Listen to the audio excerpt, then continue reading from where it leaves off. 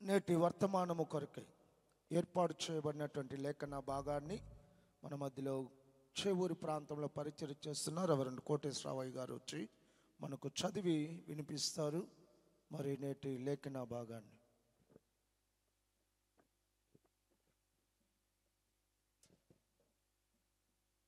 యేసయ్య ministries వారు నిర్వహించు రక్షణ సువార్త స్వస్థత సభలు ఈ రెండవ దినము ఏర్పాటు చేయబడినటువంటి బైబిల్ భాగాన్ని మనం చదువుకుందాం.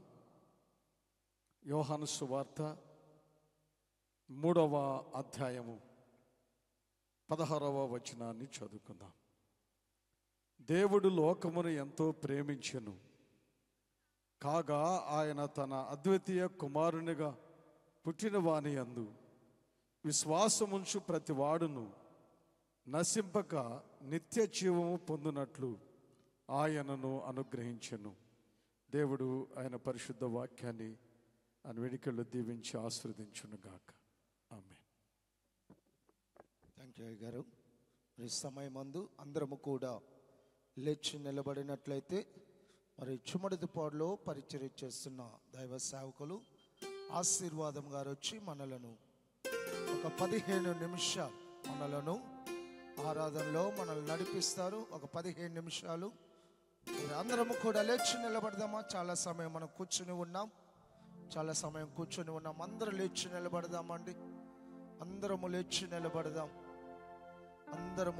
నిలబడి ఈ రాత్రి కాలం ప్రభు మనకిచ్చినటువంటి మంచి సమయాన్ని బట్టి ప్రభువుని స్తుతించి ప్రభువుని ఘనపరచుదాం. మరి సమయంలో మరి దైవ సేవకులు ఆశీర్వాదం గారు వచ్చి ఒక 15 నిమిషాలు మనలను ఆరాధనలో నడిపిస్తారు.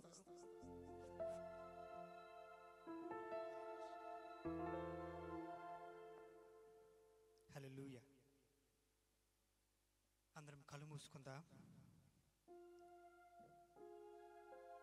పూర్ణ మనసుతోటి, పూర్ణ ఆత్మతోటి మన ప్రభువును, మన రక్షకుడైన యేసుక్రీస్తు ప్రభువుని మనం ఆరాధన చేసుకుందాం పూర్ణ హృదయంతో.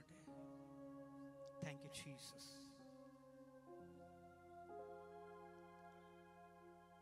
Thank you Jesus.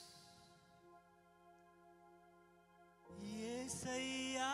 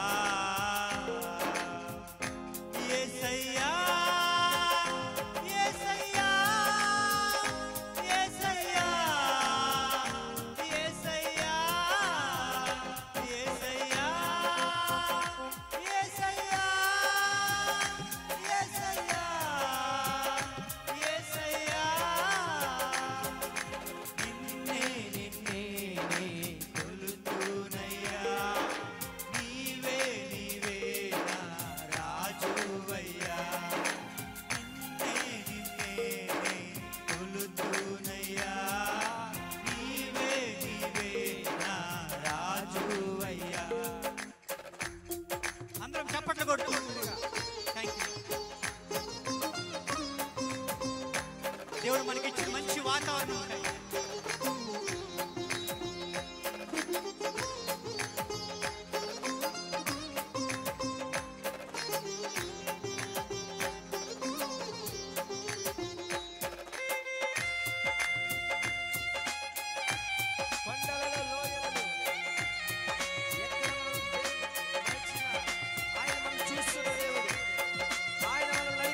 దేవుడు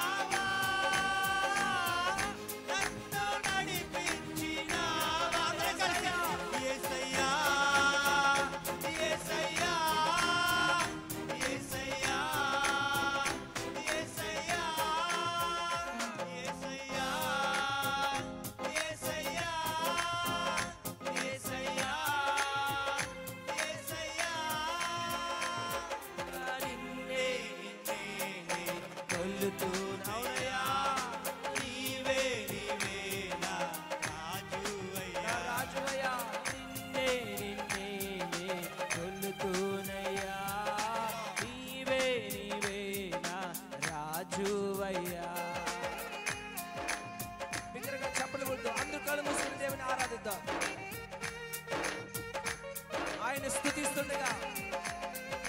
ఆయన స్తుతిస్తుండగా ఎరికో గోడలు కూర్చబడినట్లుగా ఏ పరిస్థితి అయితే నిన్ను ఇబ్బంది పరుస్తుందో ఈ ఆరాధనలో దేవుడు దాన్ని కూల్చుతున్నాడు. ఆమేన్. ఆయనకు సమస్తము సాధ్యమే.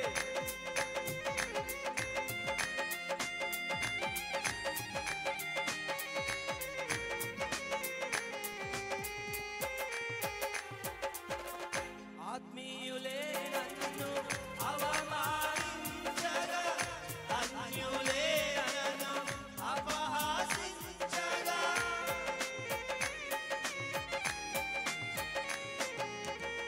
ఆత్మీయులే నన్ను అవమానించగా అన్యులే నన్ను అపహాసించగా అందరి వైదివయ్యా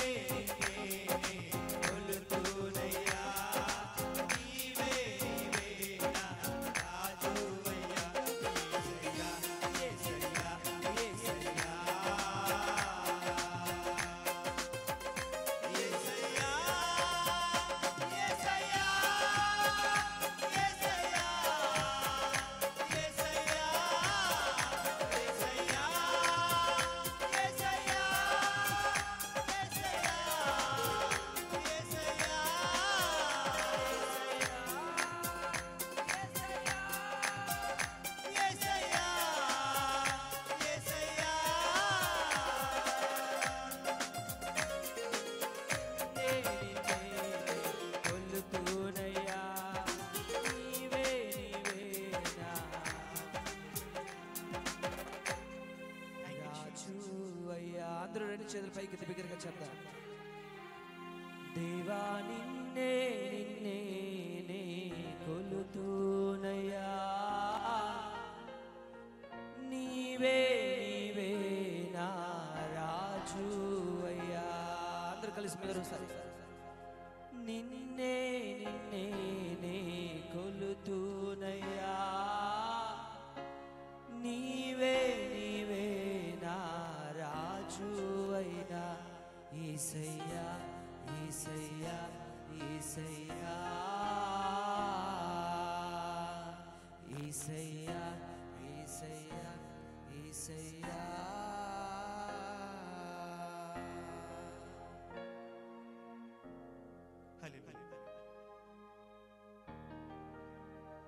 అందరూ అలాగా ఉంటారు. కళ్ళు మూసి ప్రార్థన చేయండి.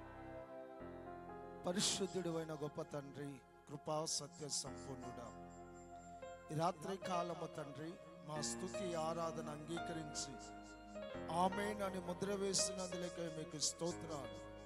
పరిశుద్ధాత్ముడా, ఈ రాత్రి అయా ఒక్కొక్క బిడ్డని మీరు తాకినందులకే స్తోత్రాలు.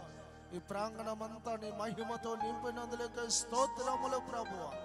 యేసయ్యా మీకు వందనాలు. ఈ రాత్రి నన్ను ఎంతవరకు నడిపించావు అయా, ముందు నా భాగం అంతా కూడా నీ నామమునకు మహిమకరంగా మీరు నడిపించి మహిమ పొందమని ప్రభువును రక్షకుడు యేసుక్రీస్తు నామములో ప్రార్థించి అడిగి వేడుకొనుచున్నాము తండ్రి. ఆమేన్. కూర్చుందామండి, అందరు కూర్చుందాం.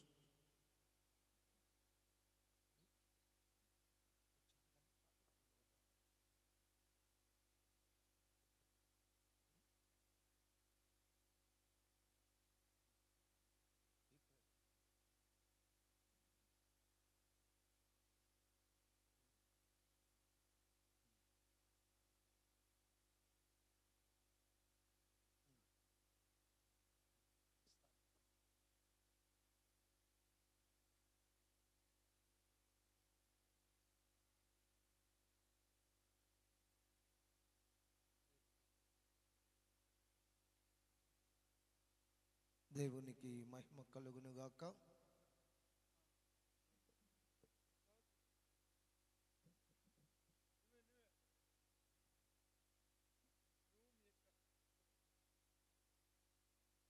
మరి ప్రియులరా, ఓ పాట పాడుతూ ఉండగా మన యొక్క మనపూర్వకమైన కానుకను మనం సమర్పించుకుందాం. మరి ఇద్దరి మరి అవున సహోదరులు, మరి తిరుపతి నుండి వచ్చిన మరి సహోదరులు వారు పాట పాడి దేవుని మహింపరుచు. వారు పాట పాడుతుండగా మరి కానుకలను, మన యొక్క మనపూర్వకమైన కానుకలను ఈ పరిచర్య కొరకు మనల్ని మనం అప్పగించుకుందామండి.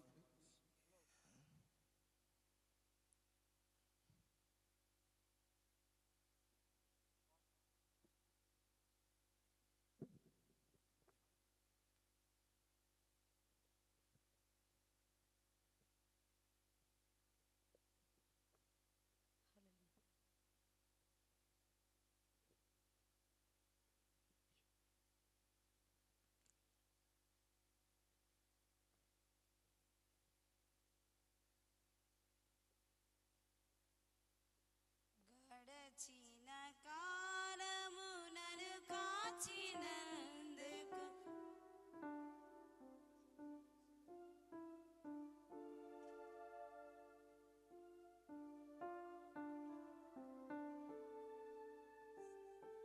యేసయ్య మినిస్ట్రీస్ వారి రచించిన పాట ఆత్మీయ కీర్తనలు 2వ నెంబర్ పాట పాడుకుని దేవుని నామమున మహిమపరచుకుందాం.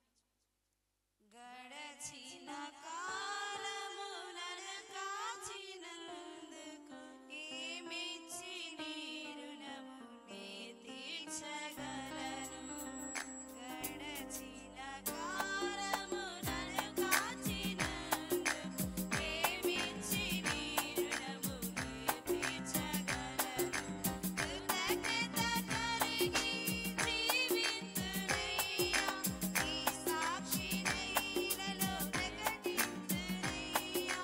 కృతజ్ఞత కలిగి జీవింతునయ్యా, ఈ సాక్షినై ఇలలో ప్రకటింతునయ్యా.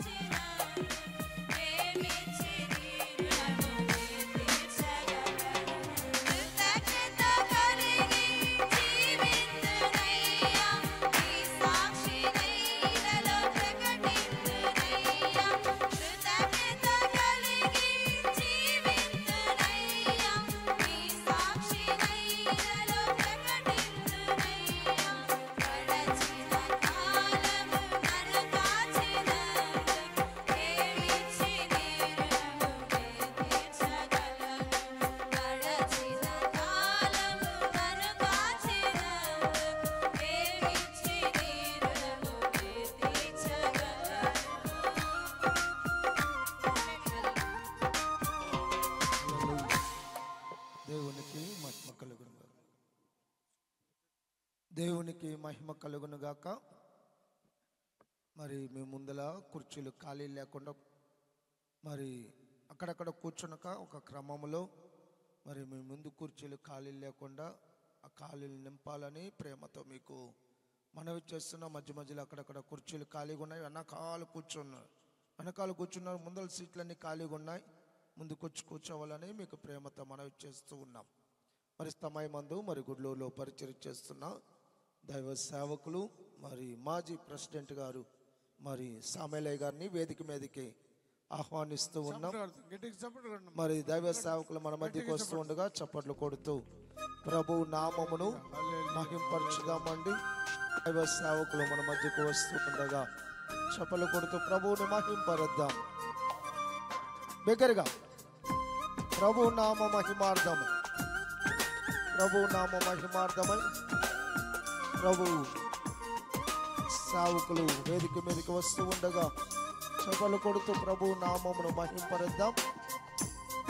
మరి ఎత్తబడిన ఈ కానుక కొరకు మన మధ్యలో తిరుపతి నుండి వచ్చినటువంటి మరి బ్రదర్ ప్రసన్న కుమార్ గారు ప్రార్థన చేస్తారు. మరి తిరుపతి నుండి వచ్చిన ప్రసన్న కుమార్ గారు వచ్చి మనలను ప్రార్థనలో నడిపిస్తారు. మరి ఎత్తబడిన కానుక కొరకు ప్రార్థన చేసుకుందాం.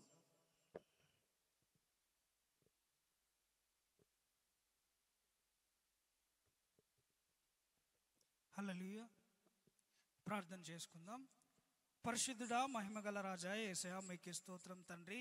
ఇదిగో నాయనా, ఈ సువార్త స్వస్థత నాయనా సమాధాన సభలలో తండ్రి, రక్షణ సువార్త సభలలో తండ్రి, ఈ 2వ దినమున ఇదిగో నాయనా మీ బిడ్డలు విత్తిన కానుకను బట్టి మీకే స్తోత్రాలు తండ్రి. ఇదిగో నాయనా కానుక వేసిన ప్రతి ఒక్క చేయిని నాయనా మీరు ఆశీర్వాదాలతో దీవెనలతో మీరు నింపండి ప్రభువా. ఇదిగోనైనా కూడి ఉన్న ప్రతి ఒక్క బిడ్డ పైన నాయనా మీ సన్నిధిని, మీ రక్షణను నాయనా మీ సువార్తను నిలుపమని, ఇదిగోనైనా కానుకలు విత్తిన ప్రతి ఒక్క చేయిని ఆశీర్వదించి వాళ్ళ కుటుంబాలను మెండైన దీవెనలతో నింపమని ప్రభు అయిన యేసుక్రీస్తు వారి నామం పేరిట అడిగి వేడుకుంటున్నాం తండ్రి. ఆమేన్. దేవునికి మహిమ కలుగును గాక.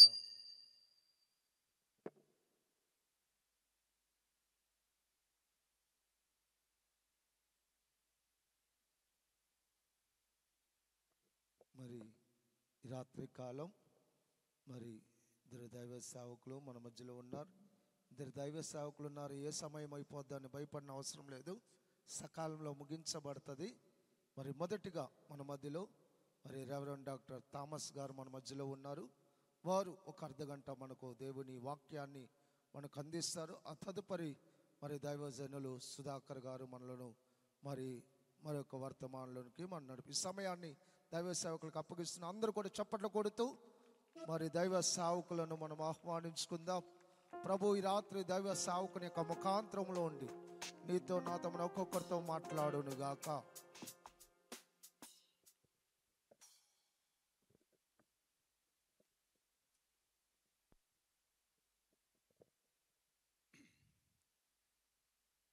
దేవుని వాక్యంలో నుంచి యోహాను సువార్త 3వ అధ్యాయం 16వ వచనం. దేవుడు లోకమును ఎంతో ప్రేమించెను. ప్రార్థన చేసుకుందాం. కృపా సత్య సంపూర్ణ నా గొప్ప దేవా, మీకు స్తోత్రం తండ్రి. మమ్మల్ని ఎంతో ప్రేమించి కాపాడి సంరక్షిస్తున్న దేవా, మీకు స్తోత్రమైనా యొక్క రాత్రి వేళలో తండ్రి మీ సన్నిధిలో గడిపే భాగ్యం అనుగ్రహించిన దేవా, మీకు స్తోత్రం తండ్రి. ప్రభా, ఈ మాటల ద్వారా మీరేమైతే పలకబోతున్నారో ఆ మాటలు మాత్రమే నాలో ఉంచి బలమైన అభిషేకంతో పరిశుద్ధాత్మవరంతో మీ ప్రియబిడ్డలకు నాకును క్షేమకరమైన సువార్తను ప్రకటించమని నజరేయుడైన యేసుక్రీస్తు ప్రభునామములో బతిమాలు పెడుతున్న తండ్రి, ఆమేన్. వేదిక మీద ఉన్న పెద్దలు అందరికీ వందనాలు చెల్లిస్తున్నాను. వచ్చి ప్రతి బిడ్డకు ప్రభునామములో వందనాలు చెల్లిస్తున్నాను. వాక్యం సెలవిస్తుంది, దేవుడు లోకమును ఎంతో ప్రేమించెను. లోకము అంటే మనమే అండి, మనుషులం. ఎందుకు యేసయ్య లోకానికి రావడం జరిగిందంటే, నేను మోకరించి ధ్యానిస్తున్నప్పుడు దేవాది దేవుడు ఆకాశమైన సింహాసనం, భూమి ఆయన పాదపీఠం, మహోన్నతమ దేవుడు ఎందుకు ఈ లోకానికి రావాల్సిందంటే, మనం చూస్తే సూర్యుడిని మనము దగ్గరగా ఉండి చూడగలుగుతామా? చూడలేం. గూగుల్లో చెక్ చేస్తే 150 మైళ్ళ కిలోమీటర్ల దూరంలో ఉన్న సూర్యుని మనం చూడలేం. అలాంటిది దేవాది దేవుని మనం అంత దగ్గరగా చూడలేం. అందుకోసమే యేసయ్య లోకాన్ని ప్రేమించినాడు. ఈ ప్రేమించి నీతో మనతో సత్సంబంధం కలిగిన వారుగా, పక్కన నీ సొంత స్నేహితుడిగా, అన్నగా, తల్లిగా, తండ్రిగా ఉండాలనే ఉద్దేశంతో ఈ లోకానికి రావడం జరిగిందండి. ఎందుకు ఈ లోకానికి రావాల్సిందంటే, మనం చూస్తే మలాకి మత్తయి సువార్త మధ్యలో ఒక తెల్లటి పేపర్ ఉంటుంది. దాని అర్థం ఏంటంటే 400 సంవత్సరాలు 400 సంవత్సరాలు దేవుడు ఎడబాటు అయినాడు. ఎవరికి మాట్లాడకుండా ఉండిపోవడం బట్టి దేవుడు అనుకుంటున్నాడు, నా ప్రేమైన బిడ్డలు, నా స్వహస్తాలతో నిర్మింపబడిన వారు, సృజించబడిన వారు నశించిపోకూడదు అన్న గొప్ప ఉద్దేశంతో మనం చూడండి. మనం చూస్తే ఆదికాండంలో చూస్తే 5 రోజులు దేవుని మాటకు లోబడి సర్వ సృష్టి అంతా వచ్చేసింది. ఒకవేళ ఆదామారా అంటే వచ్చేసి ఉంటాడు, కానీ దేవునికి ఆ ఉద్దేశం అది కాదు. ఆదామును తన స్వహస్తాలతో తన స్వరూపమందు పుట్టించాలనే ఉద్దేశంతో దేవాదేవుడు ఈ లోకానికి ఆదామును తీసుకొచ్చాడు. అందుకనే ఆయనకి ఎంతో ఇష్టం అండి, తన ప్రజలంటే ఎంతో ఇష్టం. దేవాదేవుడు మనమంటే అంత ప్రేమ అండి. అందుకోసమే ఈ లోకానికి రావడం జరిగింది. చూడండి, ఆయన చూస్తే కల్వారి శిలువలో అంత భయంకరమైన భారభరిత శిలువను మోస్తూ అనేక కొరడా దెబ్బలు తిని ఉమివేసుకుని అవమానం పొంది కూడా అక్కడ మొట్టమొదటి మాట అంటున్నాడు, తండ్రి వీరేమి చేయించినారో వీరెరువురు కనుక వీరిని క్షమించుము. ప్రేమలో ఏముందంటే క్షమాపణ ఉందండి, తగ్గింపు ఉంది, విధేయత ఉంది, కనికరం ఉంది. ఆ యొక్క మాట ద్వారా ఆ చివరి దొంగ ఆ మాటను చూసి ఈయన లోకరక్షకుడు అని ఎరిగి, ప్రభా నీ రాజ్యంతో వచ్చినప్పుడు నన్ను జ్ఞాపకం చేసుకున్నప్పుడు దేవాది దేవుడు అంటున్నాడు, నేడే నీవు నాతో పరదేశంలో ఉంటావు అన్నప్పుడు చూడండి, ఒక క్షమాపణ అనేది, ప్రేమలో క్షమాపణ ఉంటుంది. ఎప్పుడైతే యేసయ్య మాట పలికినాడో వెంటనే అతనిలో పరివర్తన వచ్చింది. అందరూ అనుకునొచ్చు, ఇతడు నరకానికి వెళ్తాడు, ఈ భయంకరమైన బండిపోతు దొంగ నరకానికి వెళ్తారు అనుకుంటారేమో. కానీ చివరిగా దేవుడు ఒక అవకాశం ఇచ్చినాడు. ఏంటంటే అతనికి రక్షణ కావాలి. ఈరోజు మనిషి కుమారుడు నశించి దాన్ని వెతికి రక్షించకు మనిషి కుమారుడు వచ్చినాడండి. మనం చూస్తే 1 కొరింథీ 6:20 చూస్తే మనం విలువ పెట్టి కొనబడినామండి. మన విలువ తెలుసా? ఎప్పుడైనా ఒక్కసారి మనం చూసుకున్నామా? మన విలువ ఎప్పుడైనా చూసుకున్నారా? దేవాదేవుడు సెలవిస్తున్నాడు, విలువ పెట్టి మనం కొనబడినామండి. ఎంతో విలువ. మనం ఒక్కసారి మనం పరీక్షించుకుంటే, హార్ట్ లెక్కేసుకుంటే, కన్నులు లెక్కేసుకుంటే అనేక కోట్ల రూపాయలండి. ఒక చిన్నపిల్లవాడిని పిలిచాడంట, చిన్నపిల్లవాడు అడిగినంట, యేసయ్యని అడిగినంట, అయ్యా నన్ను విలువ పెట్టి కొనబడినా అంటున్నావు కదా, నా విలువ ఎంత అని చెప్పినప్పుడు ఒక చిన్నపిల్లవాడికి ఒక రాయి ఇచ్చి, ఈ యొక్క రాయి విలువ కనుక్కొని రమ్మనంట. వెళ్ళి మార్కెట్కి వెళ్తే అతను ఆ రాయిని చూసి ఒక కూరగాయల వ్యాపారస్తుడు 5 కేజీలు కూరగాయలు ఇచ్చాడంట. అలాగనే పండ్ల వ్యాపారస్తుడి దగ్గర వెళ్తే 10 కేజీలు పండ్లు ఇస్తానని అంట.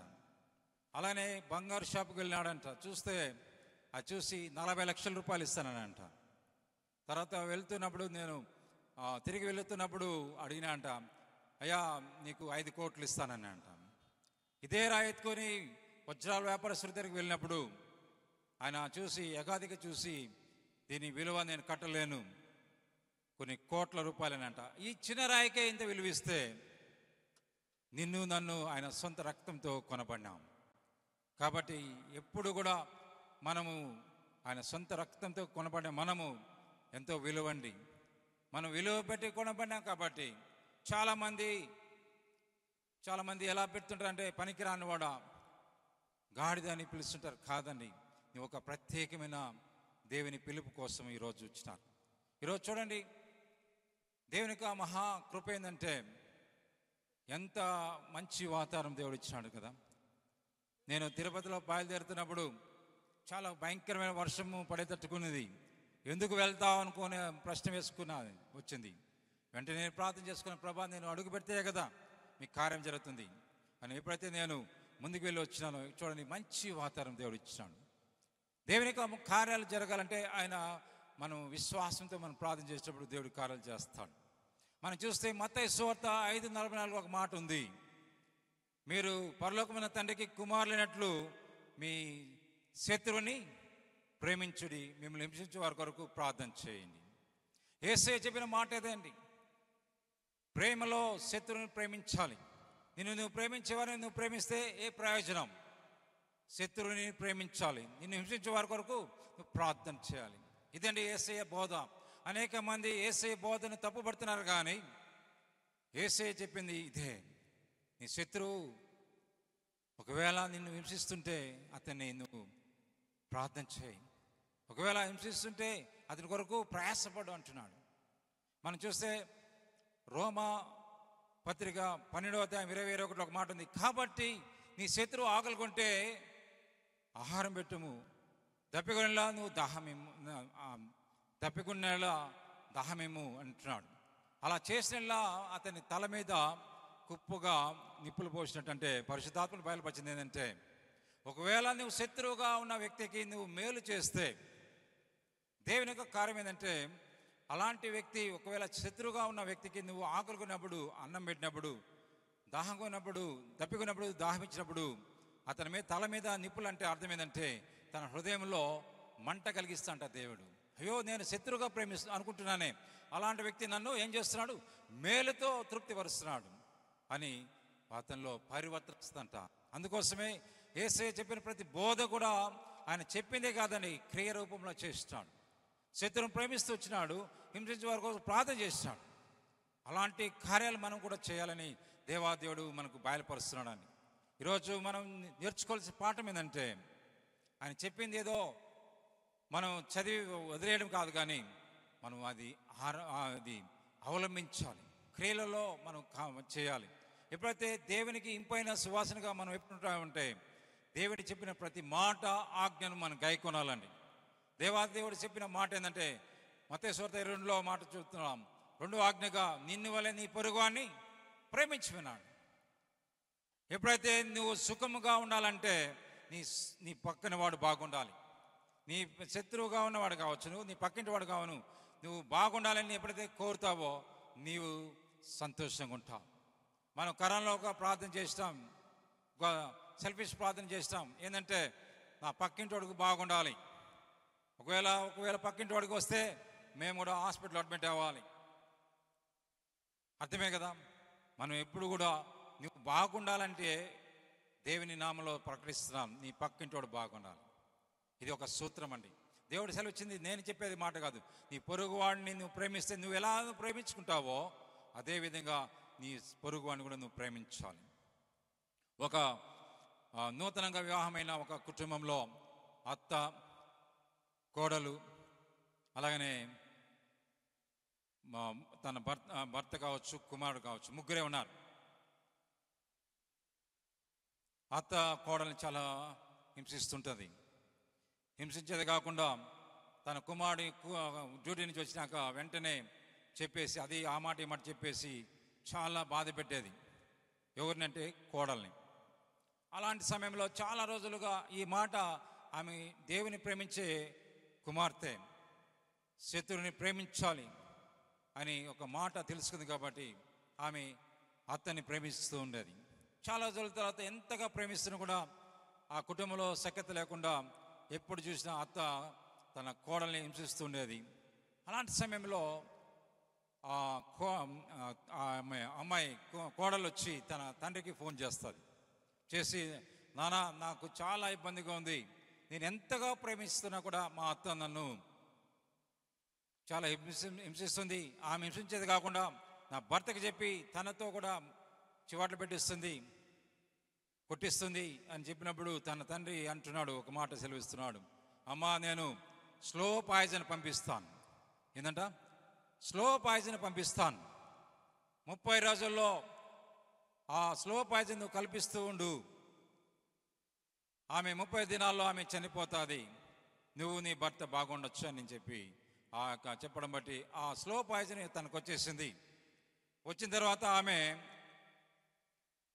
రోజు ప్రేమిస్తుంది, ఇంకా ఎక్కువ ప్రేమిస్తుంది, రోజు పాలలో కల్పిస్తుంది. అలా 27 రోజులు అయిపోయింది.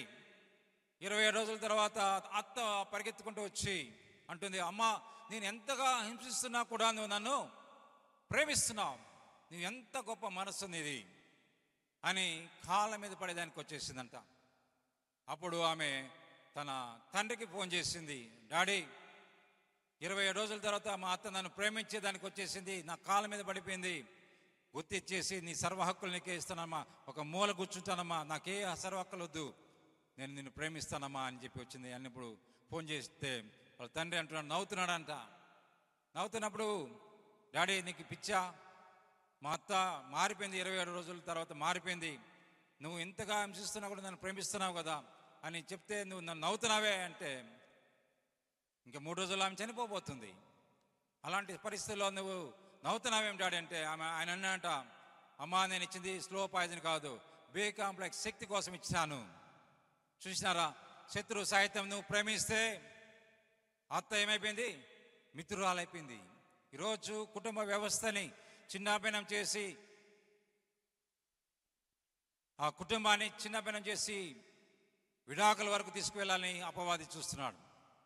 వివాహం అన్నిటికని ఘనమైనదని దేవుడు సెలవిచ్చినాడండి.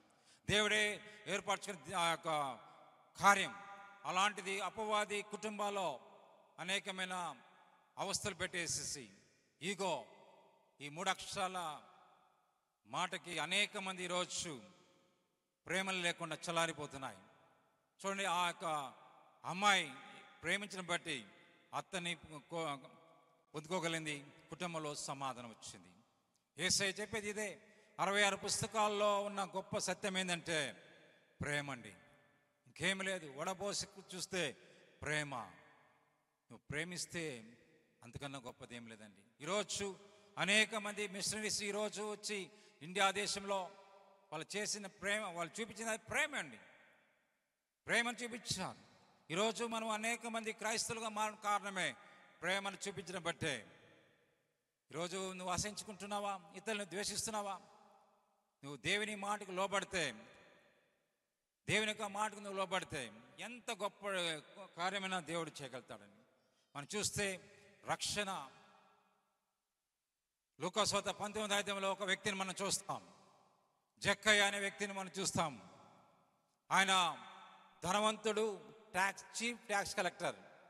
అలాంటి వ్యక్తి యేసయ్య ఎవరో అని చూడాలని వచ్చినాడు. ఒక ధనవంతుడు, ఒక మంచి ఉద్యోగస్తుడికి యేసయ్య అవసరమా? మన సామెతలు 30వ అధ్యాయంలో చూస్తే ఎక్కువైనలా యెహోవా ఎవడంటాం. అలాంటిది అనాల్సిన వ్యక్తి యేసు ఎవరో అని తెలుసుకోవాలని వచ్చినాడు. ఒక గొప్ప వ్యక్తికి, ఒక ఉన్నత స్థితిలో ఉన్నవాడికి నేను చూస్తుంటాను దేవుడు అవసరం లేదనుకుంటుంటాను. కానీ జక్కయ్య జీవితంలో సమాధానం లేదు. సమాధానం లేని స్థితిలో యేసయ్య ఎవరో చూస్తే నాకు సమాధానం వస్తుందని వచ్చినాడు. ఒక డాక్టర్ దగ్గరికి ఒక వ్యక్తి వచ్చినాడంట. అందరూ డాక్టర్ దగ్గరికి ఏమి వెళ్తారు? రోగాలు కలిగిన వాళ్ళు వెళ్తారు. ఒక వ్యక్తి వెళ్ళాడంట, అయ్యా నాకు సమాధానం లేదు అని వచ్చినాడంట. అయ్యా నాకు సమాధానం లేదండి, నేను ఏదో తలనొప్పి జ్వరం వస్తే నేను తగ్గిస్తాను, కానీ నువ్వు సమాధానం లేదంటే నేను ఎలా ఇచ్చేది? నాకే సమాధానం లేకుండా రాత్రి పోయేటప్పుడు నేను తాగి వెళ్తున్నాను నా భార్యకు భయపడి, నేను ఎలా సమాధానం ఇచ్చేది అని అంట. డాక్టర్ అంట, మనం వెళ్దాం సర్కస్కి వెళ్దాం, అక్కడ జోకర్ ఉంటాడు, ఒక గంట సేపు మనం వెళ్ళి మనం ఆనందిస్తాం, నేనే టికెట్ తీస్తాను వెళ్దామని అంట. అప్పుడు అని అంట అతని వ్యక్తి, పేషెంట్కి వచ్చిన వ్యక్తి అని అంట, ఆ జోకర్ నేనే అయ్యా అని అంట.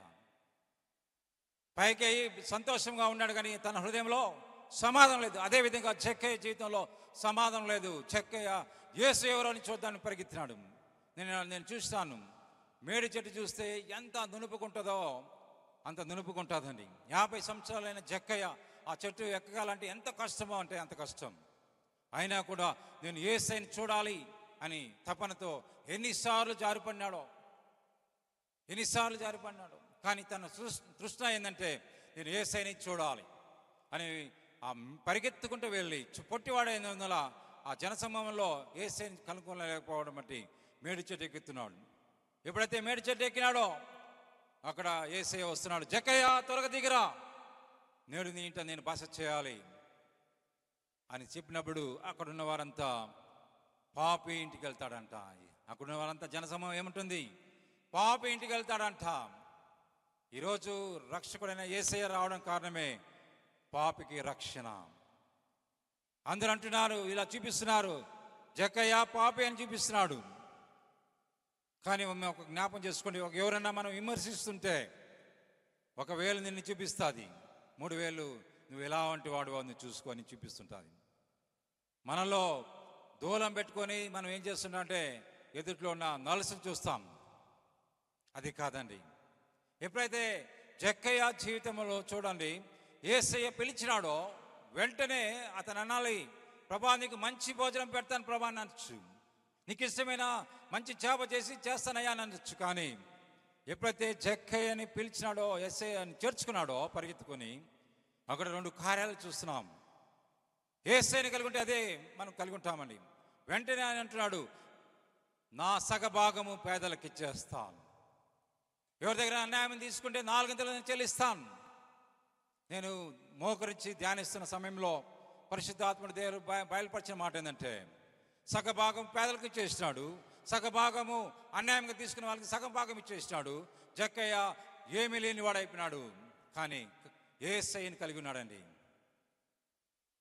నీకు అన్నీ ఉన్నా కూడా, లోకములో అన్ని నువ్వు కలిగి ఉన్నా కూడా యేసయ్య లేకపోతే నువ్వు శూన్యం అంటున్నాడు యేసయ్య. ఇతను కూడా అబ్రహాము కుమారుడే, నేడు ఇంటికి రక్షణ వచ్చింది. నీలో ఏ బలహీనత ఉందో ఒక్కసారి పరీక్షించుకో. నీ అంతరాత్మకు దేవుడికి తెలుసండి, నాకు కానీ ఇతరులకు ఎవరికి తెలీదు. నీ లోపల ఉన్న కుళ్ళు కుతంత్రం కావచ్చును, కల్మషం కావచ్చును, నీకు మాత్రం తెలుసు, దేవునికి మాత్రం తెలుసు. ఒకవేళ నీలో ఎలాంటి కల్మషం ఉన్నా కూడా ఒక్కసారి పరీక్షించుకో. ప్రభా ఈ లోకానికి రావడం నువ్వు కారణం, అదే ప్రభా నన్ను రక్షించడం కోసం ఎంతో విలువబెట్టి నీవు కొనబడ్డావయ్యా మమ్మల్ని. మనం చూస్తే నీలాంశం అనే ఒక వ్యక్తి ఉన్నాడు. మొట్టమొదటిగా చంద్రమండలంకి వెళ్ళిన వ్యక్తి. ఆయన అంటున్నాడు, ఆయన సన్మానిస్తున్నప్పుడు ఆయన చాలామంది పొగుడుతున్నారు ఆయన నీలాంశం గారిని. అయ్యా నువ్వు ఆ చంద్రమండలంకి వెళ్ళావు, చాలా గొప్పవాడివయ్యా నువ్వు అంటుంటే ఆయన అంటున్నాడు, నేను గొప్పవాడిని కాదు, భూమి నుంచి నేను చంద్రమండలంకి వెళ్ళాను, కానీ నా యేసయ్య ఆకాశం ఆయన సింహాసనము, భూమి ఆయన పాదపీఠమైన మహోన్నతం దేవుడు, పైనుంచి దిగి వచ్చినాడే ఆయన గొప్పవాడండి, నేను కాదు గొప్పవాడిని. నా కోసం వచ్చినాడండి, నా కోసం వచ్చినాడు. అంతటి గొప్ప వ్యక్తి నా కోసం వచ్చినాడు. ఈరోజు ఏ పాపంలో ఉన్నా కూడా ఆయన పాపాన్ని చూడడండి. ఒక్కసారి ఆయన సన్నిధిలో నువ్వు మోకరిస్తే, ప్రభా నాలో ఉన్న ప్రతి మలినాన్ని నువ్వు తొలగించు ప్రభా అని ప్రతి నువ్వు అడుగుతావో ఆయన నిశ్చయముగా నీ పాపాలను క్షమించేవాడండి. మనం చూస్తే మార్కు సువార్త 5:25 మాట చూస్తే 12 సంవత్సరాల రక్తస్రావం కలిగిన స్త్రీ తన దగ్గర ఉన్న డబ్బంతా వేయింది, అనేక వైద్యుల దగ్గరికి వెళ్ళిపోయింది, ఇంకేమి లేదు, నిరుత్సాహంగా ఉంది. అలాంటి పరిస్థితిలో యేసయ్య గురించి వినింది మాత్రమే. ఆమె అనుకునింది, తనలో అనుకుంటుంది, యేసయ్యని యేసయ్య నన్ను ముడితే నేను బాగుతానని అనుకోలేదు, నేను ముడితే చాలు అనుకునిందండి. ఎప్పుడైతే ఆ కాలంలో రక్తస్రావం కలిగిన స్త్రీ బయట రాకూడదు, అయినా కూడా ఆమె సాహసించింది. నేను ఆమె వెనుకాల భాగాన వెళ్ళి యేసయ్య చెంగుని ముట్టిందండి. వెంటనే ఆ రోగము నయమైపోయింది. వెంటనే అంటున్నాడు, ప్రభు అంటున్నాడు, ఎవరో నన్ను ముట్టినారు అన్నప్పుడు అక్కడున్న అంటున్నారు శిష్యులు అంటున్నారు, అయ్యా ఇంతమంది జనసమూహం నీ మీద పడుతుంటే ఎవరో ముట్టారంటున్నారు. అప్పుడు ఆమె వచ్చి ముందు అంటుంది, సాగిలి పడుతుంది, అయ్యా నా పరిస్థితి అయ్యా, ఎవరి దగ్గర వెళ్ళినా నాకు బాగు కాలేదయ్యా, నీ మాట విన్నానయ్యా, నువ్వు స్వస్థపరుస్తావని చెప్పి విన్నానయ్యా, నువ్వు ముట్టితే కాదు, నేను నిన్ను చెంగు ముడితే చాలా నేను స్వస్థపడతానని వచ్చిందండి. అప్పుడు అంటున్నాడు, కుమారి నీ విశ్వాసము గొప్పది. ఈరోజు క్రైస్తవ జీవితంలో ఉన్న నీవు విశ్వాసం కలిగి ఉన్నావా? ఈరోజు రక్షణ సువార్త కూడీలకు వచ్చిన విశ్వాసం, నీ విశ్వాసము, నీ నమ్మిక, నువ్వు ఎప్పుడైతే ఆయన ఆవగంజంత విశ్వాసం నువ్వు కలిగి ఉంటే, అదేనాడు యేసయ్య, ఆవగంజంత విశ్వాసం నువ్వు ఉంటే చాలు.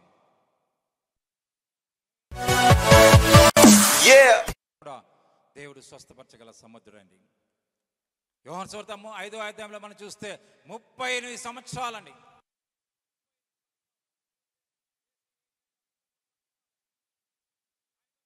ఎన్నో సంవత్సరాలుగా బెతస్దా అనే కోనేరు దగ్గర 38 సంవత్సరాలుగా వేచినాడు. ఎవరు సహాయం చేయటం లేదు. అలాంటి సమయంలో యేసయ్య వచ్చేసినాడండి. ఆ నిరీక్షణ విశ్వాసాన్ని, నేను ఎలాగైనా నేను స్వస్థత పడిపోవాలి ఇక్కడి నుంచి, ఆ విశ్వాసాన్ని యేసయ్య చూసినాడు. అందరూ అయితే దేవదూత కదిలించినప్పుడు వెళ్ళి స్వస్థపడ్డారు, కానీ ఆ రోగి కోసం యేసయ్య వచ్చేసినాడు. యేసయ్య అంటున్నాడు, స్వస్థపడగోరుచున్నావా అన్నప్పుడు ఆయన అంటున్నాడు, ప్రభా కానీ నాకు సహాయం చేసేవారు ఎవరు లేరయ్యా, నేను వెళ్ళే ముందే ఎవరో ఒకరు దూకేస్తున్నారు, ఇలాగా 38 సంవత్సరాలుగా పడి గాడుపుతున్నానయ్యా. ఈరోజు ఒకవేళ 38 సంవత్సరాలుగా, ఇన్ని సంవత్సరాలుగా నా అప్పులు తీరలేదయ్యా, నా సమస్య తీరలేదయ్యా, అనారోగ్యం ఉందయ్యా, ఇన్ని మందులు వాడినా నాకు బాగు కాలేదయ్యా అని ఒకవేళ అనుకుంటున్నావేమో, ఈరోజు నీ కోసం యేసయ్య వస్తున్నాడండి. నిన్ను తట్టుతున్నాడు. ఆయన తలుపు నువ్వు పిలిస్తే వస్తాడండి. అంతటి గొప్ప దేవుడండి. మనం చూస్తే అలాగనే లూకాసు వార్త 10వ అధ్యాయం 21లో 10 మంది కుష్ఠరోగులండి. దేవాదేవుడు వెళ్తున్న సమయంలో దూరం నుండి అడుగుతున్నారు, యేసు ప్రభువా మమ్మల్ని కరుణించుము అంటే, ఆ కాలంలో ఎవరు కూడా అక్కడ ఊర్లోకి రాకూడదు, దూరం నుంచి వీళ్ళు కేకలు వేస్తున్నారు. అప్పుడు అంటున్నాడు ప్రభు, అంటున్నాడు విచిత్రమైన మాట చెప్తున్నాడు ప్రభు, మీరు వెళ్ళి యాజకులకు కనపరుచుకోండి. ముట్టి స్వస్థపరచలేదు కానీ, మాట సెలవేయలేదు కానీ, మీరు యాజకులకు వెళ్ళి కనపరుచుకోండి అన్నాడు. వాళ్ళు ఏమనాలో తెలుసా, ఆల్రెడీ మేము కుష్ఠరోగంతో ఉన్నామయ్యా, యాజకుడి దగ్గర మళ్ళీ ఎలా వెళ్ళేది, ఒకవేళ చిన్న పొడవు ఉంటే ఏదైనా వెళ్ళి యాజకుడి దగ్గర వెళ్ళి ఇది కుష్ఠరోగమా కాదని పరీక్షించుకోవాలి, కానీ ఆల్రెడీ మేము కుష్ఠరోగంతో ఉన్నాం, మేము ఎలా యాజకుడి దగ్గర వెళ్ళాలి అనలేదండి. వాళ్ళ విశ్వాసం ఏంటంటే దేవుని మాటకు లోబడినారు, వెళ్తున్నారండి. మార్గం మధ్య వెళ్తుండగా శుద్ధులైనారండి. విధేయత, దేవుడు చూసేది ఒకటే, దేవుని మాటకు నువ్వు లోబడితే, దేవుని మాటకు నువ్వు విధేయత చూపిస్తే, ఆయనకి ఇష్టమైంది ఒకటే అండి, ఆయన ఆజ్ఞను ఆయన మాటకు లోబడితే నీ కార్యాలు చేస్తాడు. శుద్ధులైనారండి.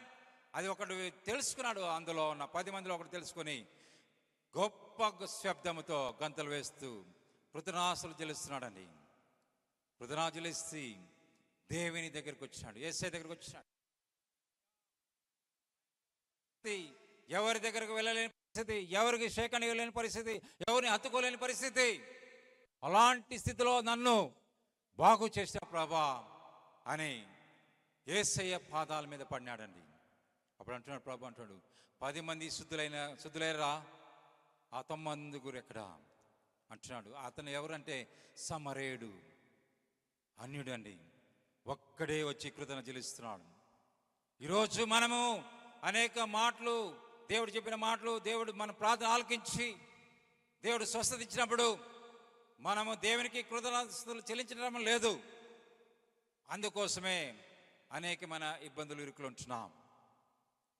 దేవునికి ఇంపైన సువాసన అదే, నాకు చెందాల్సిన స్తోత్రం ఇతరులకి చెందనేను. దేవునికి ఎప్పుడు మనము కృతజ్ఞులై ఉండాలి. ఎప్పుడైతే నువ్వు దేవునికి కృతజ్ఞతలు ఆస్తుతులు చెల్లిస్తావో, దేవుడు అదే నిన్ను చూస్తుంటాడండి. హృదయ రహస్యాలు ఎరిగిన దేవుడు అండి. మనమైతే పై రూపం చూస్తాం, దేవుడు అంతరంగంలో చూసేవాడండి.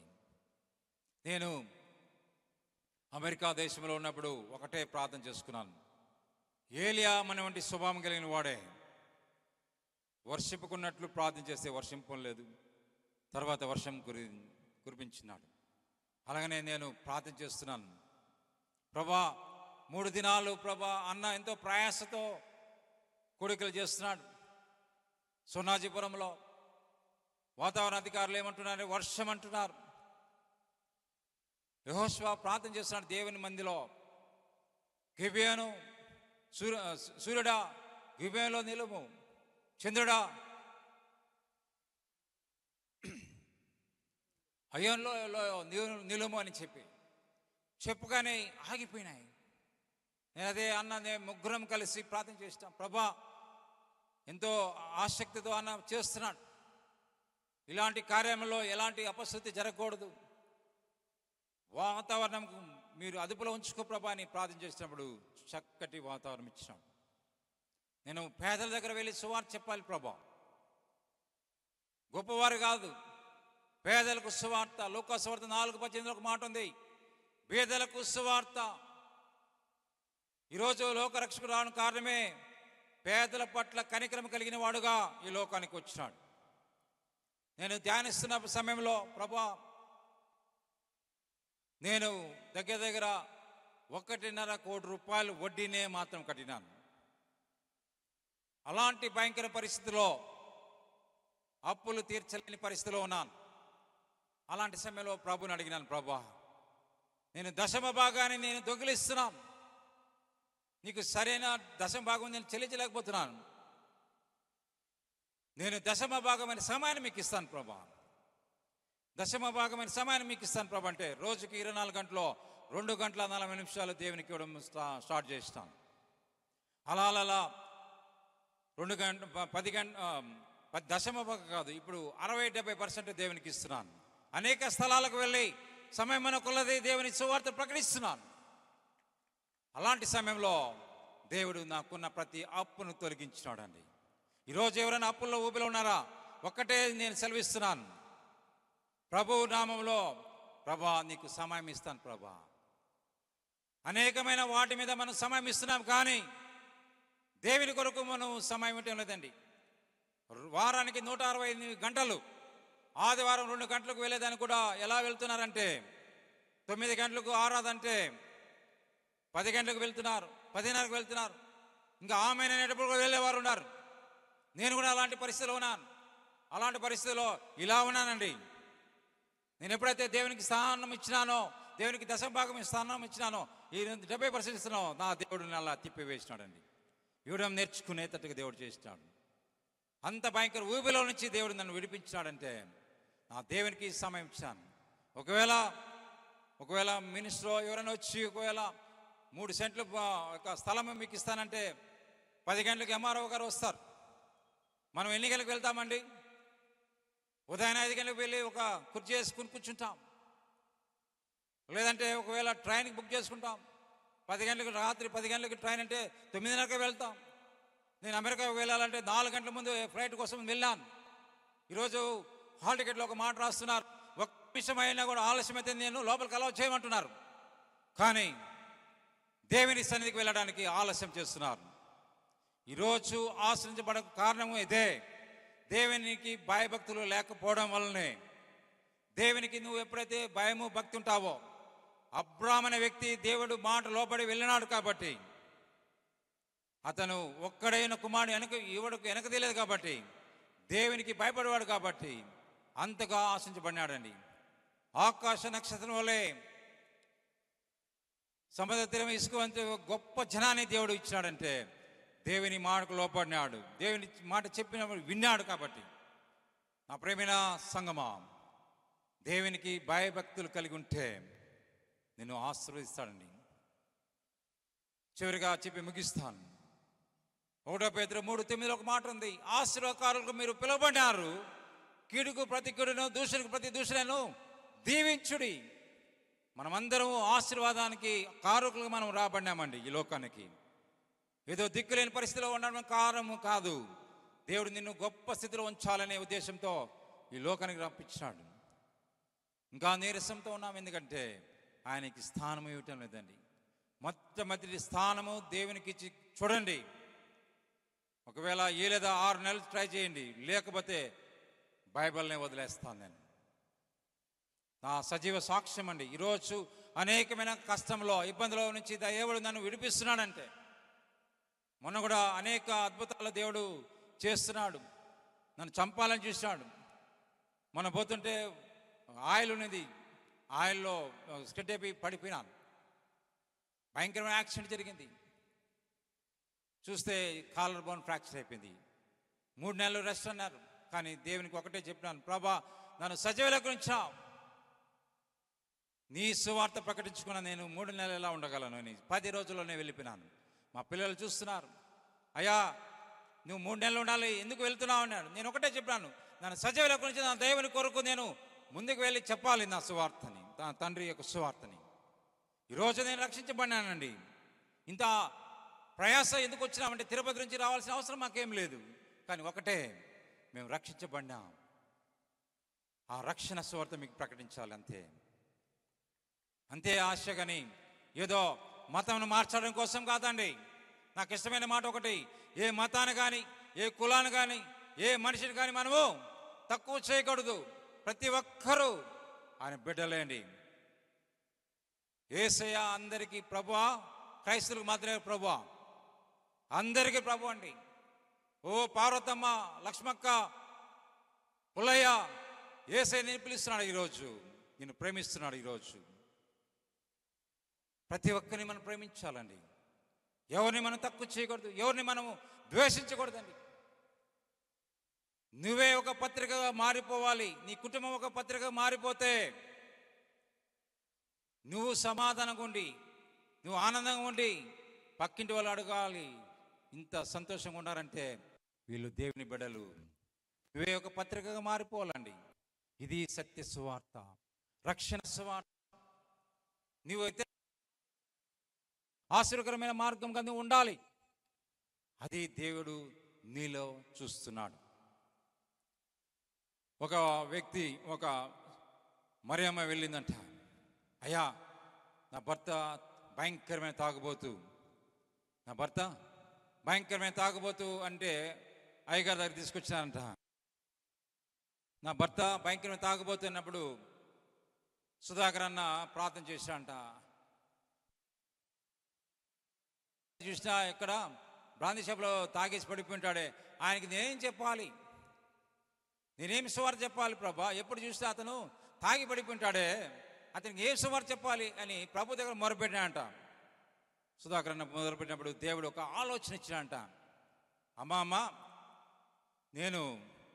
నువ్వు వాటర్ బాటిల్ తీసుకునిరా, నేను ప్రార్థన చేయిస్తానని అంట. ఆమె ఒక వాటర్ బాటిల్ తీసుకొచ్చిందంట. అన్నకి దేవుడు ఒక ఉపాయం ఇచ్చినంట. అమ్మా నువ్వు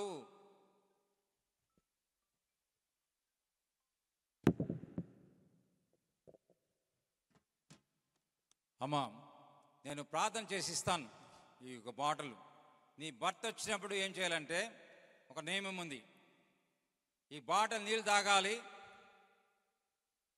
మింగకూడదు. ఏం చెప్పాడంట సుధాకర్ అన్న? ఏం చెప్పాడు మరి అమ్మకి? నీళ్ళు తాగాలి, మింగకూడదు. సరే అని వచ్చేసిందంట. మొట్టమొదటి రోజు వచ్చినంట, భర్త తాగేసి వచ్చినంట, భయంకరంగా తాగి వచ్చినంట. తలుపు కొడుతున్నప్పుడు ఆమె ఏం చేయాలి? నీళ్ళు తాగాలి, మింగాలా మింగకూడదా? మింగకూడదు. సరే నీళ్ళు తాగింది, మింగలేదు, తలుపు తీసింది, భయంకరమైన బండబోతులు తిప్పుతున్నాడంట. తిట్టి అలసిపోయి ఉన్న అన్నం తిని పనుకున్నాడంట. అలాగా రెండో రోజు వచ్చింది, తలుపు కొడుతున్నాడు. ఆమె ఏం చేయాలి? నీళ్ళు తాగాలి, మింగాలా మింగకూడదా? మింగకూడదు. మళ్ళా భయంకరం బండబోతులు తిట్టాడంట. తిట్టేసి తినేసి పనుకున్నాడంట. మూడో రోజు వచ్చినాడు. మూడో రోజు తలుపు కొడుతున్నాడు. మళ్ళీ ఏం చేయాలి? ఆమె నీళ్ళు తాగాలి, మింగకూడదు, భయంకరం తిట్టేసి పనుకున్నాడంట. 6 రోజులు అయిపోయింది. 7వ రోజు ఎక్కడికి వెళ్తారు మనము? దేవుని సన్నిధికి. నాలో మార్పు వచ్చేసింది అని అంట. మనం దేవుని సన్నిధికి వెళ్దాం, ఈరోజు దేవుని సన్నిధికి వెళ్దాం అన్నప్పుడు ఆమె మరేమనుకున్నదంట, ఒరే పాస్టర్ గారు చేసిన బాటలు చాలా పని చేస్తుంది అని 3 బాటలు తీసుకెళ్ళిందంట. ఏంది, ఒక బాటలు 3 బాటలు తీసుకెళ్ళిందంట. పరిగెత్తి చర్చ అయిపోయిందంట.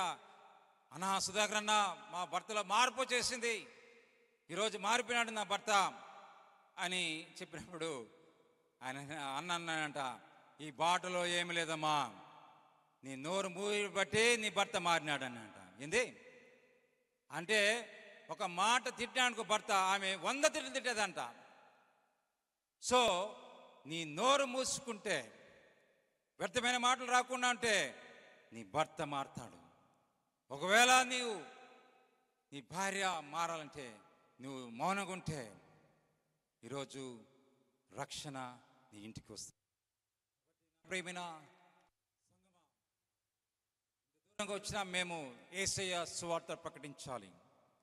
మేమేమైతే పొందుకున్నామో, ఏమైతే ఆశ్రయించుకున్నామో ఆ సువార్తని ప్రకటించాలని వచ్చినామండి. అనేక మందికి ప్రాతిష్ఠిగా అనేక స్వస్థతలు రావడం జరుగుతుంది. అన్న సంఘాలు చూస్తే అనేక సంఘాలు తిరుపతిలో అతి తక్కువ సమయంలో అన్న నన్ను ప్రేమించి మీరు తప్పకుండా రావాలి, మేము 3 నెలల నుంచి ప్రార్థన చేస్తున్నామండి, ఈ రోజుతో కాదు 3 నెలలుగా అన్న ప్రయాస ఇది. ఈరోజు మీ మధ్యకి ప్రభు ఏర్పాటు చేసినాడు. నాకు అనిపించింది వర్షం వస్తుంది ఎందుకు వెళ్తావు, వెళ్ళినా కూడా నువ్వు గమ్మన కూర్చోవలసిందే కదా అని వచ్చింది. కానీ ఎంత గొప్ప వాతావరణం, మహిమ కలుగును గాక. మేమేమో ఎక్కువ స్వార్థం కాదు, కానీ మనము ప్రభువుని ఎరిగిన వారుగా, ప్రభు బిడ్డలుగా, ఆయన నిత్య వారసులుగా ఉండాలని ఆయన ఆకాంక్షని, ఆ ఆకాంక్షలో ఒక బాలివారుగా మేము వస్తున్నాం అంతే తప్ప మేమేమి ఇది కాదండి. మేమేమో ఈ రక్షణ స్వార్థ మీరు పొందుకొని ఇతరులకు ఆశ్రయకరంగా ఉండాలండి.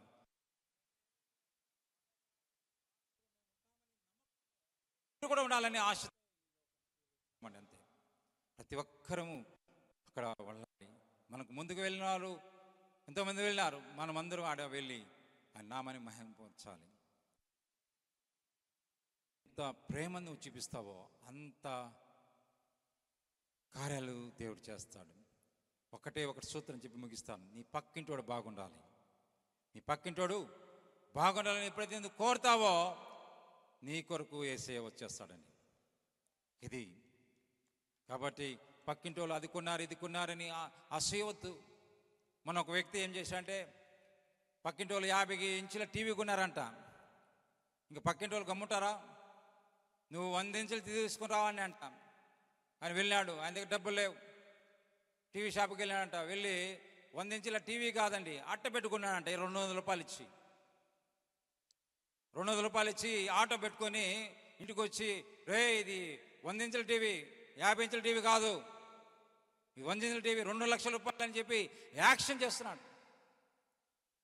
నా ప్రియమైన కుటుంబమా, కలిగిన దాంతో తృప్తి పడండి. సనగుడు ఉండకూడదు కుటుంబంలో. ఆడ జక్కయ్యని పిలుస్తున్నప్పుడు యేసయ్య అక్కడ సనగుడు ఉండింది. కుటుంబంలో సనగుడు ఉండకూడదు. ఉన్న దాంతో తృప్తి పడితే నీ కాళ్ళ కిందే దేవుడు ఇస్తాడు. నేను సజీవంగా చెప్తున్నాను, సజీవ సాక్ష్యంగా చెప్తున్నాను, ఉన్న దాంతో నేను తృప్తి పడతానండి. కాబట్టి అంత భయంకర అప్పుల్లోంచి దేవుడు నన్ను ఇప్పుడు విడిపించి నా 2 కుమారులు అమెరికాలో ఉండడాన్ని దేవుడు కృప చూపించాడు. నేను 2 సార్లు వెళ్ళడం కృప చూపించాడు. అంటే అర్థం తెలుసా, అంత ఊపిలో నన్ను దేవుడు రక్షించినాడు. కాబట్టి సో ఇంతగా చేసిన దేవుడు నీకు ఎందుకు చేయగడు? ఒక్కసారి ఆలోచించండి. ప్రభా, నా జీవితంలో అనగారిపోయిన జీవితం ఉంది, లేవననే స్థితిలో ఉన్నానయ్యా, నన్ను ఒక్కసారి జ్ఞాపకం చేసుకో, ఒక్కసారి జ్ఞాపకం చేసుకో ప్రభా అని ఎప్పుడైతే నువ్వు ఆయన పాదాలు పట్టుకుంటావో, నేను ఒక్కటే చేస్తానండి. ఏ సమస్య వచ్చినా కూడా నా తండ్రి పాదాలు పట్టుకుంటాను, మోకరిస్తానండి. నా మోకాల అనుభవం వల్లనే ఇన్ని గొప్ప కార్యాలు దేవుడు చేస్తున్నాడండి. ఎప్పుడైతే ఈ అప్పులు అయిపోయినాయి, అప్పులు అన్నీ అయిపోయినాయి. ఆ సమయంలో మా అబ్బాయి, పెద్ద అబ్బాయి అంటున్నాడు, అమెరికాకు వెళ్ళాలి డాడీ, అప్పుల ఊబిలో నుంచి ఇప్పుడే బయటపడుతున్నాను. ఆ సమయంలో మా అబ్బాయి అంటున్నాడు, డాడీ నేను అమెరికా వెళ్ళాలంటే కొన్ని లక్షల రూపాయలు కావాలని. నేను అడిగినాను, ప్రభా ఎలా ప్రభా, ఇప్పుడే అప్పుల నుంచి బయటపడినాను, మళ్ళీ అప్పులు చేయాలంటే భయం వేస్తుంది, ఎలా అడిగేది ప్రభా? ఆ సమయంలో చాలామందిని అడిగినానండి, ఎవరు కూడా సాయం చేస్తామన్నారు, ఒక్కరు సాయం చేయలేదు. అప్పుడు అడిగినాను ప్రభుని, ప్రభా మీ చిత్తమైతే నా బిడ్డని పంపించు, లేదంటే ఆపే ప్రభా. నేను ఎప్పుడైతే కన్నీరు కార్చినానో, కన్నీరు కార్చి ప్రభు దగ్గర మొరపెట్టానో, అద్భుతముగా దేవుడు లోన్ వచ్చేటట్టుగా దేవుడు చేసినాడండి. అద్భుతముగా పెద్ద అబ్బాయి వెళ్ళడం జరిగింది. తర్వాత 6 నెలల తర్వాత తన భార్య వెళ్ళడం అనేది అసాధ్యం అండి. చదువుకుంటున్న వ్యక్తి ఒక భార్యను తీసుకువెళ్ళడం అనేది అసాధ్యం. 6 నెలల్లో తన భార్య వెళ్ళింది. 6 నెలల తర్వాత మా చిన్నబ్బాయి వెళ్ళినాడు. 6 నెలల తర్వాత నేను మా మిసెస్ వెళ్ళడం జరిగింది. తర్వాత 6 నెలల తర్వాత మా మనవడు కూడా వచ్చినాడండి. కుటుంబం అంతా అమెరికా దేశంలో ఉండడం అనేది అసాధ్యం అండి. నువ్వు ఎప్పుడైతే దేవునికి స్థానం ఇస్తావో, దేవుని నువ్వే ఆధారం చేసుకుంటావో, దేవా నువ్వే నా దిక్కునైనా, యెహోషాపాతు రాజు అన్నాడు కదా, ఎంత గొప్ప రాజు అన్నాడు, అయ్యా నాకు దిక్కు చూడటం లేదు, నాకు శక్తి చాలదయ్యా, నువ్వే నా దిక్కు అన్నాడు. నువ్వు సమస్యల్లో ఉన్నప్పుడు నువ్వే నా దిక్కు అని ఎప్పుడైతే దేవుని మీద ఆధారపడతావో, నేను చేసినదే అండి. నేనేం పెద్ద గొప్పవాడిని కాదండి, ఎంతో దీనస్థితి.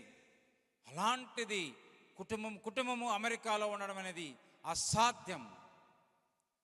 10-15 సంవత్సరాలు మంచి ఉద్యోగం చేస్తేనే తన తల్లిదండ్రులు పిలుచుకుంటారు. ఆయన 1.5 సంవత్సరంలోనే మా కుటుంబం అంతా అమెరికా దేశంలో ఉండడం జరిగింది. అనేక స్థలాల్లో దేవుని యొక్క సువార్త ప్రకటించడానికి దేవుడు చూపించినాడు.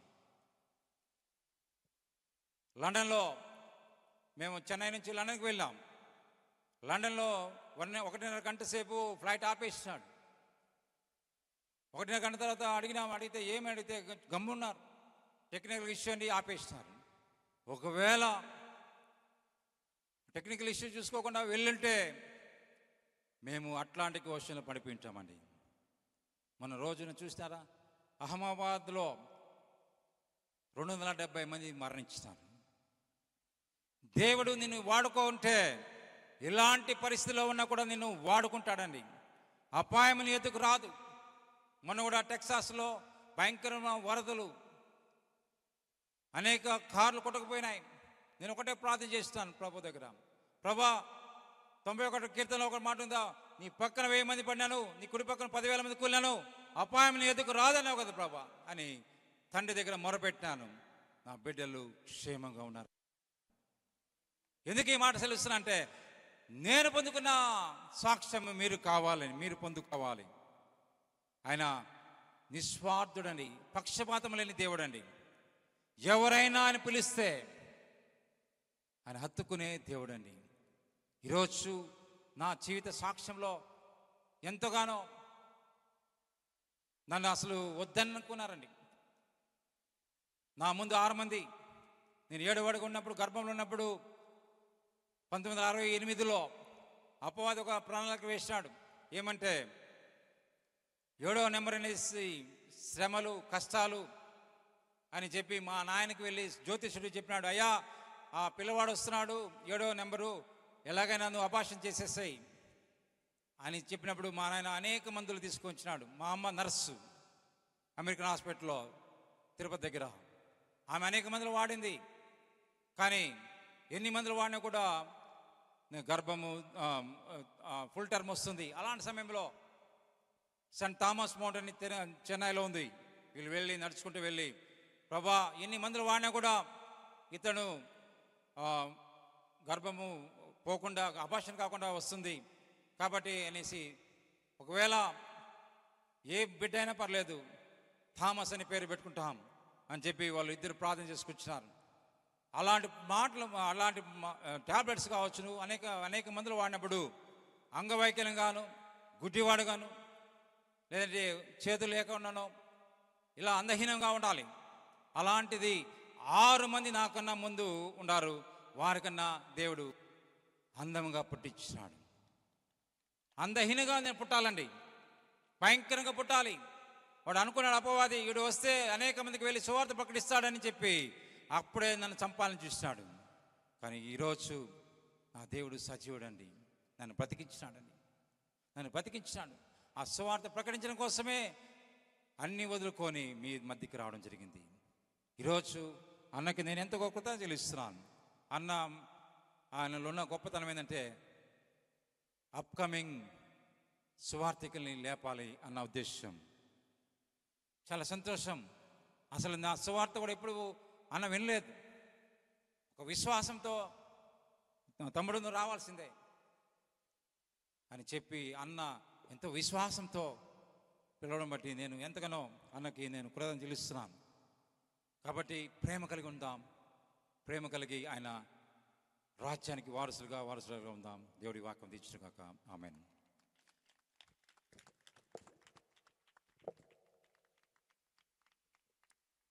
చక్కటి వర్తమానం అందించినటువంటి దైవజనులకు ప్రత్యేకమైన వందనాలు తెలియజేస్తూ ఉన్నాం.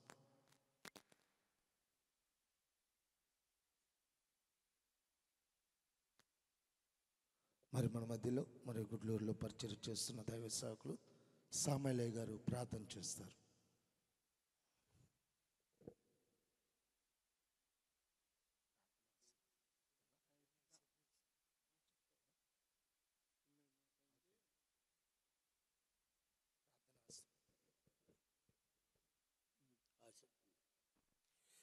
ప్రార్థన చేసుకుందాం. అందరూ తలలోంచండి. ఇంతవరకు పరిశుద్ధాత్మ దేవుడు దాసుల్ని నిలబెట్టి ఎన్ని కోణాల్లో మనకు అర్థమయ్యేటట్లుగా దేవుడు మనతో మాట్లాడాడనేది చాలా సత్యం. ఈ సత్యాన్ని మనం సదంతరించుకొని నిజంగా ప్రభు దగ్గర మనము దీనులుగా దేవుని దగ్గర ప్రార్థన చేస్తే ఈ ప్రతిఫలము వారే కాదు, మనకు కూడా లభిస్తుంది, మనము కూడా అనుభవిస్తాం. చాలా శోధనలు, బాధలు, కష్టాల్లో మనము ఉన్నదాన్ని బట్టి కుంగిపోతున్నాం. అందుని బట్టి దేవుడు చక్కగా ఈ యొక్క స్వనస్వరం అనే ఈ పల్లెటూరు ప్రాంతంలో ఇంత గొప్ప ఆనందాన్ని కలగజేశాడు. ప్రార్థన. పరిశుద్ధుడా, మహిమ కలిగిన మా ప్రభువా, మీ దాసులకి ఆలోచన కలిగించి సుధాకర్ పాస్టర్ అయ్య గారికి అయ్యా ఈ తపన, ఈ ఆరబాటము, ఈ మంచితనము ఇది మీరే వారికి ఒక వరముగా ఇచ్చినారని నమ్ముచున్నామయ్యా. తండ్రి నీ స్తోత్రములు. ఈనాడు ధనాన్ని ప్రేమించి ధనాన్ని ఉన్న రూపాయిని 10 రూపాయలుగా మార్చుకోవాలన్న ఆలోచన కలిగిన వారు ప్రపంచంలో కోట్ల మంది ఉండగా మీ దాసులకి తండ్రి ఇంత తపన, ఆత్మల భారము కలిగి ప్రభువా అంత దూరములో ఉండి ఇంత చిన్న ఊళ్ళోకి రావటానికి, ఇంత చిన్న గ్రామంలోనికి ప్రభువా ఆ ప్రేమని ఈ విధంగా పంచిపెట్టడము మా జీవితాలకి, మా మండలానికి ప్రభువా, మా కుటుంబాలకి ఎంత దీవెనయ్యా. నీ స్తోత్రములు ప్రభువా. ఈ గ్రామం చుట్టూ మీ కంచి వేయండి తండ్రి. నీ స్తోత్రములు. ఒకప్పుడు 7 సంవత్సరములు ఈ ప్రాంతంలో నేను సేవ చేసిపోయినాను తండ్రి. దేవాని స్తోత్రములు. అనేకమైన బాధలు, కష్టాలు, అనేకమైన ఇబ్బందులు ప్రభువా. ఒక్క జత చెప్పులతో 3 నడిచిపోయిన 1 గంట అప్పుడు మధ్యాహ్న కాలంలో తండ్రి. అలాంటి పరిస్థితిని తండ్రి మధురంగా మార్చడానికి అనేక మంది గొప్ప దైవజన్యం ఈ గ్రామానికి మీరు తీసుకొని వస్తున్నందుకు నీ కొందరు చెల్లిస్తున్నాం.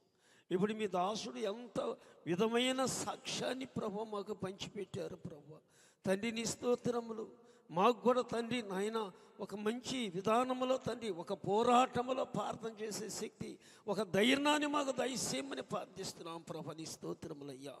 తండ్రి నీ స్తోత్రములు. ఈ 2 దినములు అయ్యా చక్కని వర్తమానముతో వెచ్చరించడంలో తండ్రి పడిపోయిన మా జీవితాలు తండ్రి, కంగారు పడుతున్న మమ్మలను ప్రభువా ఏమి చేస్తాము, ఎలాగ ఉంటాము అన్న ఆలోచన మరొక విధమైన జీవితాలుగా మరొక విధమైన సంతోషంగా అయ్యా ఇదిగో తండ్రి నాయన మీ దాసులు ఈ 2 ప్రసంగాలు రాత్రి ఇప్పుడు మమ్మల్ని బలపరిచినందుకు నీకు వందములు చెల్లిస్తున్నాం తండ్రి. నీ పరిశుద్ధాత్మ అగ్నితో వారిని నిలబెట్టినందుకు నీకు వందములు చెల్లిస్తున్నాం తండ్రి. ఎంతమంది హృదయములకి ప్రభువా ఈ వాక్యం ఈ సాక్ష్యాలు వెళ్ళిపోయినాయి తండ్రి, నీ స్తోత్రములు తండ్రి. వారందరూ మేము తండ్రి కలిసి మరొక విధమైన సురుకు కలిగి ప్రభా, మరొక విధమైనగా పౌరుషం కలిగి తండ్రి నీ స్తోత్రములు ప్రభా, నీ సేవ చేసి మా శిరస్సుల ప్రభ నీ పాదాల కడబట్టి కన్యళ్లతో తండ్రి మిమ్మల్ని ఆరాధించే భాగ్యం మాకు దయచేయండి అయ్యా. నీ స్తోత్రములు తండ్రి. ఎంతో లీగ్గా ప్రభా ఏం చేద్దాము అంతా అయిపోయిందన్నట్టుగా ఉన్న మా జీవితాన్ని పురికొలిపించినందుకు నీకు వందములు చెల్లిస్తున్నాం తండ్రి. ఇచ్చిన కానుకలైతేనేమి, ఈ యొక్క కార్యక్రమం జరిపిస్తున్న ప్రతి ఒక్క దాసులను తండ్రి బుద్ధిని బట్టి, వారి తల్లిదండ్రులు బట్టి, వారి సతీమణిని, వారి యొక్క నాయన ఇదిగో అత్తమామ కూడా చాలా మంచి విధానంలో తండ్రి సహకరిస్తున్నందుకు వందనములు చెల్లిస్తున్నాం తండ్రి. మరి తిరుపతి ప్రాంతంలో ఆనందకరమైన జీవితాలు అయ్యా, వారి ప్రభ సుఖము సంతోషం అంటే ఇంకా చెప్పాల్సిన అవసరం లేదు తండ్రి. అలాంటి పరిస్థితుల నుంచి అన్నీ వదిలి ప్రభువా ఈ వాతావరణం అనుకూలపరచకపోయినా వారు తగ్గించుకొని నీ సేవ చేస్తున్నందుకు నీకు వందనాలు. పరలోక రాజ్యముల కోట్ల ప్రజల్ని ఆత్మని వారు చూడబోతున్నారు, మమ్మల్ని కూడా చూపించబోతున్నారు అయ్యా. నీ స్తోత్రములు తండ్రి. నీకే మహిమ ఘనత ప్రభావం తెచ్చుకోమని వారికి ఇంకా ఆవిసిన ఆరోగ్యం ఇచ్చి ఇంకా అనేకమైన పల్లెల ప్రాంతాల్లో ప్రభా సువార్తని వాక్యాన్ని రత్నాన్ని ఎగసలుటకు నీ కృప నీ దీవెని కలిగించమని, వచ్చిన వారికి అనేకులు స్వస్థత కలిగించమని యేసు నామములో ప్రార్థిస్తున్నామా పరమ తండ్రి, ఆమేన్. పరమ తండ్రి అయిన దేవుని ప్రేమ, కుమారుడైనటువంటి యేసుక్రీస్తు యొక్క కృప, పరిశుద్ధాత్మక అన్యోన్య సహవాసం ఈ రాత్రి చేరి వచ్చిన మనందరికీ, ప్రత్యేకంగా ఈ యేసయ్య మినిస్ట్రీకు సదాకాలము తోడైండి నడిపించునుగాక. ఆమేన్, ఆమేన్. అందరికీ వందనాలు ప్రియులారా. మీ కొరకు మంచి భోజనము ఏర్పాటు చేయబడి ఉన్నది. మరి ప్రతి ఒక్కరు కూడా భోజనం చేసుకొని వెళ్ళాలి.